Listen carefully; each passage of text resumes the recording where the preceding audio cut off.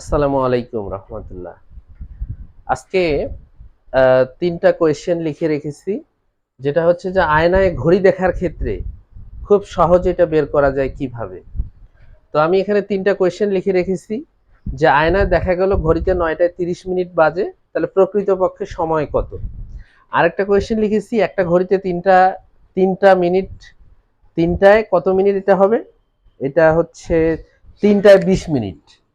3:20 দিই, 3:20 বাজে ঘড়ির বিপরীতে রাখা আয়নার প্রতিবিম্বে কয়টি দেখা যাবে।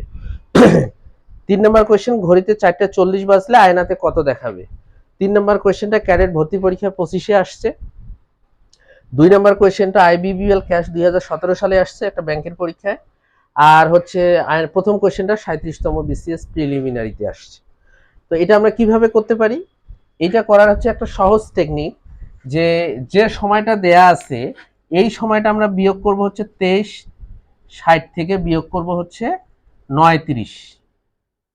এটা বিয়োগ করব, তাহলে এখানে বিয়োগ করলে 30 হয়। আর এখানে হচ্ছে 9 3 12 13 4 1 14। এখন 14 থেকে 12 বিয়োগ করলে হচ্ছে 2 2টা 30, অর্থাৎ সঠিক উত্তর 2টা 30। 12 কেন, 12টা বাজে। কেউ যদি বলে যে আপনি 23:60 কোথা থেকে পেলেন, আমরা জানি 24 ঘন্টা একদিন এক রাত হয়, তাহলে 23 ঘন্টা 60 মিনিট অর্থাৎ 24 ঘন্টা। এই জন্যই আমি কিন্তু সূত্র, এটা কিন্তু ফিক্সড সূত্র, এটা একেবারে ফিক্সড। তাহলে এইখানের এটার উত্তর হচ্ছে এখন ঘড়িতে 2:30 বাজে। তাছাড়া আমরা এমনি জানি ইন্টারন্যাশনালি কিন্তু 13টা মানে 1টা বাজে, 14টা মানে 2টা, 15টা মানে 3টা, 16টা মানে 4টা, 17টা মানে 5টা।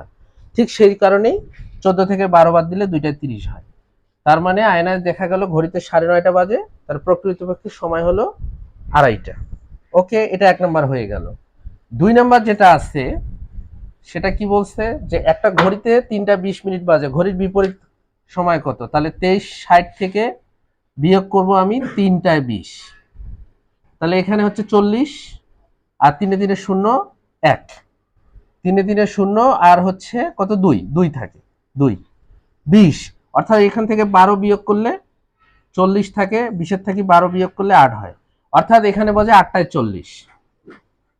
অর্থাৎ ঘড়িতে যখন 3:20 বাজে তখন আয়নায় আমরা দেখতে পাবো যে সেখানে 8:40 হয়েছে।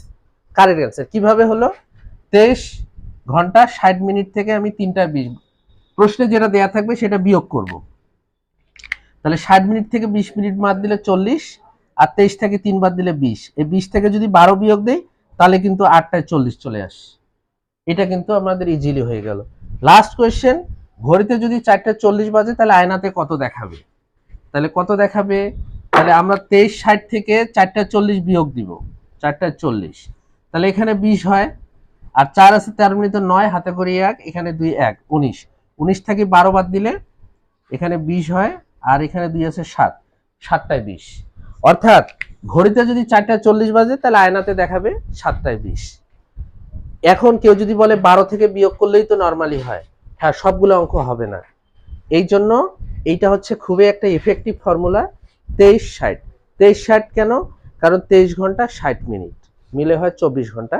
কাজে 23:60কে স্ট্যান্ডার্ড হিসাবে ধরে আমরা এই অঙ্কটা সলভ করতে পেরেছি। আশা করি এটি সবারই ভালো লাগবে।